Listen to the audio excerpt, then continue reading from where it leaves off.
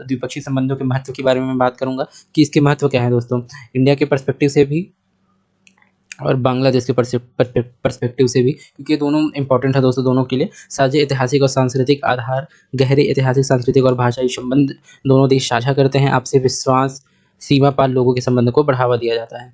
और देखिए कि मजबूत द्विपक्षीय व्यापार संबंध दोस्तों, बांग्लादेश और भारत के टेक्सटाइल जो इंडस्ट्री, आप सभी जानते होंगे बांग्लादेश जो टेक्सटाइल इंडस्ट्री में पूरे वर्ल्ड में नंबर 1 है, उसके लिए जाना जाता है। भारत का सबसे बड़ा व्यापार साझेदार है इधर, आप देखें अगर उप भारतीय महाद्वीप में। उसके बाद 2023-2024 में व्यापार 14.01 बिलियन डॉलर तक पहुंच गया था दोस्तों, 2023-24 के लेटेस्ट आंकड़ों की मैं बात कर रहा हूं। उसके बाद देखेंगे कि सुरक्षा और सीमा सहयोग, सीमा जहाज लगभग 4096 किलोमीटर का शांतिपूर्ण प्रबंधन, कुछ अगर क्षेत्रों को छोड़ दे तो सीमा पार मुद्दों पर सहयोग। हालांकि मानव तस्करी और मादक जो पदार्थ हैं वो इसका एक्सेप्शन आप ले सकते हैं, क्योंकि मैंने पिछले एक और वीडियो में बात की थी आपसे कि मानव तस्करी, मादक पदार्थ की तस्करी बहुत अधिक मात्रा में होती है। रणनीतिक, समुद्री और ब्लू इकोनॉमी साझेदार, मैंने आपसे बात की कि जो बे ऑफ बंगाल है वहाँ पे दोनों जो है समुद्री जो साझेदारी है, ब्लू इकोनॉमी है दोस्तों, उसको ये दो पार्टनरशिप में साझा करते हैं। हरित साझेदारी और समुद्री सहयोग पर समझौता, ब्लू इकोनॉमी और समुद्री विज्ञान में भी सहयोग किया जाता है।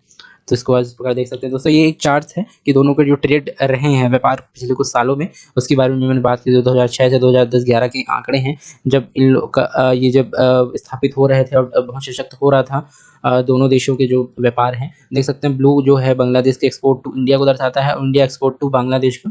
तो इस आधार पर आप देख सकते हैं कि ये दोनों के लिए बहुत इंपॉर्टेंट है दोस्तों, बांग्लादेश के लिए भी और इंडिया के लिए भी ये ग्राफ। उसके बाद कहता है कि how CEPA would effect India Bangladesh trade. ये दोस्तों ये एक ट्रेड ऑर्गेनाइजेशन या एक बोल सकते रीजनल कॉर्पोरेशन है, उसके तहत दोनों काम करते हैं।